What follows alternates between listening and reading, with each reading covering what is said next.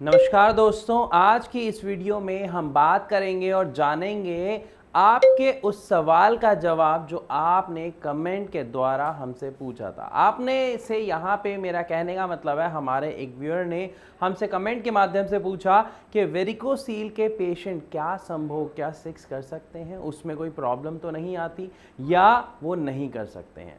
तो चलिए समझते हैं सबसे पहले इस प्रॉब्लम को कि क्या वो कर सकते हैं सेक्स या नहीं, संभोग कर सकते हैं या नहीं।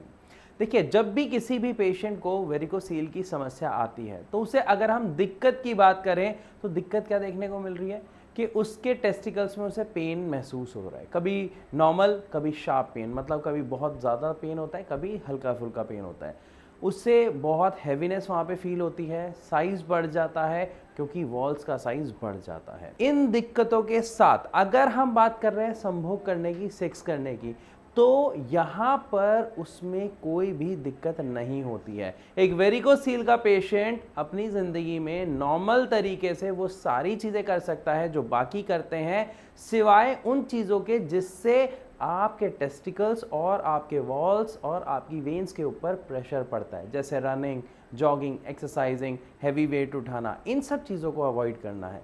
लेकिन जब हम बात कर रहे हैं यहाँ पे संभोग करने की, सेक्स करने की, तो उसमें कोई प्रॉब्लम एज सच देखने को नहीं मिलती है। लेकिन कुछ पेशेंट्स को एक समस्या का सामना करना पड़ता है जिससे वो बहुत डीमोरलाइज हो जाते हैं, और वो होता है आपका वेरिकोसील के साथ एजोस्पर्मिया।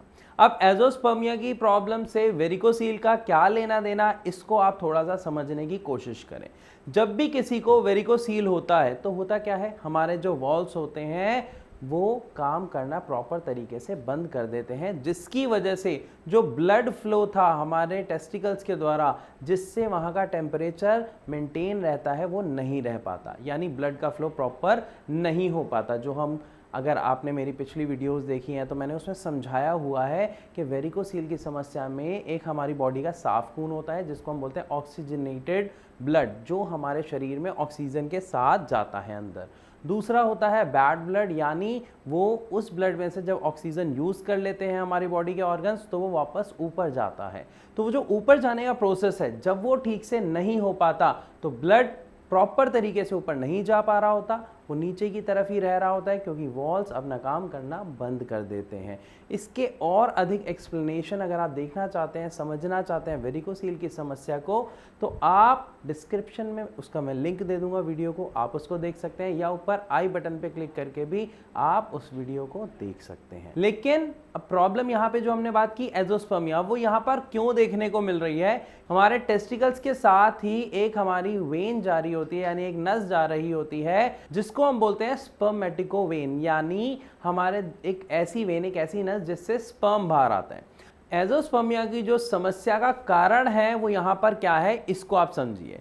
जब किसी को वेरिकोसील हो रहा है तो उसकी वेन स्वेल हो रही है, फूल रही है। अब जो वो फूल रही है तो उसके आसपास की जो नसें होती हैं वो दबनी शुरू हो जाती हैं, और वहीं से एक नस जारी होती है जिसको हम बोलते हैं स्पर्मेटिकोसील, यानी स्पर्म की नस, जिसमें से स्पर्म बाहर आता है। तो वो नस जब दब जाती है प्रेशर के कारण, तो स्पर्म बाहर नहीं आ पाता, जिसकी वजह से एजोस्पर्मिया की समस्या देखने को अक्सर लोगों को मिल जाती है। क्योंकि जब पेशेंट हमारे यानी भारत होम्योपैथी के डॉक्टर से अपनी समस्या शेयर करते हैं या हमारे यहाँ पे ट्रीटमेंट लेने के लिए आते हैं, तो उनमें से कुछ पेशेंट्स के साथ इन समस्याओं का हम देखते हैं कि वो सामना कर रहे हैं, जिसके लिए उनको प्रॉपर ट्रीटमेंट दिए जाते हैं। अगर आपको भी इससे जुड़ी कोई समस्या है, शक है, डाउट है, या आपके पास अपनी रिपोर्ट्स हैं जिससे आप कह सकते हैं हमको ये प्रॉब्लम है लेकिन उसका सही ट्रीटमेंट नहीं मिल रहा, तो मैं यहाँ पे आपको बता दूं, आप नीचे दिए गए नंबर पर क्लिक करके भारत होम्योपैथी के डॉक्टर से फ्री ऑफ कॉस्ट कंसल्ट कर सकते हैं, बात कर सकते हैं, अपनी समस्या का समाधान जान सकते हैं। लेकिन बहुत सारे लोगों के मन में एक वहम आता है कि होम्योपैथिक से क्या ये ठीक हो सकता है? बिल्कुल हो सकता है, क्योंकि होम्योपैथिक मेडिसिन के जो फायदे हैं वो आप सब जानते हैं कि कोई भी साइड इफेक्ट नहीं होता। दूसरी चीज़, इसकी जो मेडिसिन है उसका एब्जॉर्प्शन बहुत जल्दी होता है और उसके रिजल्ट बिल्कुल समस्या की जड़ पर काम करते हैं। आप, ये मैं नहीं कह रहा, आप इसे खुद गूगल कीजिए, या जो लोग होम्योपैथिक मेडिसिन का सेवन करते हैं आप उनसे जान सकते हैं।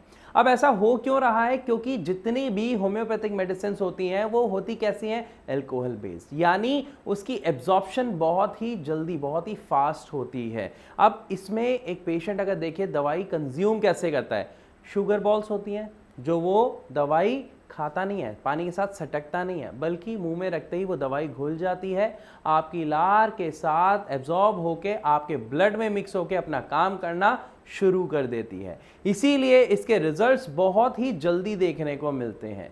लेकिन जब लोग कहते हैं कि होम्योपैथिक मेडिसिन अच्छी है, इसके रिजल्ट बहुत देर में आते हैं, वो इसलिए कहते हैं क्योंकि वो अपनी बड़ी समस्या की दवा ले रहे हैं। यहाँ पे आप खुद समझिए, बुखार है, आपको कई साल धीरे धीरे होता रहता है, फिर जाके होता है, या एकदम से होता है? एकदम से होता है। आप बुखार में कभी होम्योपैथिक दवाई लीजिए, अगर उसका रिजल्ट आपको इंस्टेंट मिलता है, आपका बुखार उतरता है, तो प्रूफ है, आप खुद समझ जाएंगे कि उसका जो एक्शन है वो जल्दी होता है। लेकिन अगर आप किसी ऐसी समस्या का समाधान चाह रहे हैं जिस समस्या को बनने में 5 से 8 से 10 साल लगे हैं आपके शरीर में, तो क्या वो 2, 4, 6 दिन या महीने में खत्म हो जाएगी? आप खुद सोचिए। इसीलिए किसी और की ना सुनते हुए खुद से समझिए अपने इलाज के बारे में, जिसको लेके आप अपने आप को न केवल स्वस्थ बना सकते हैं बल्कि अपनी समस्या पर भी बड़े आसानी से काबू पा सकते हैं। तो मैं आशा करता हूं इस पूरी वीडियो में आपको अच्छे से समझ आया होगा कि वेरिकोसील की समस्या में एक कोई भी पेशेंट इजीली अपनी सेक्स लाइफ एंजॉय कर सकता है,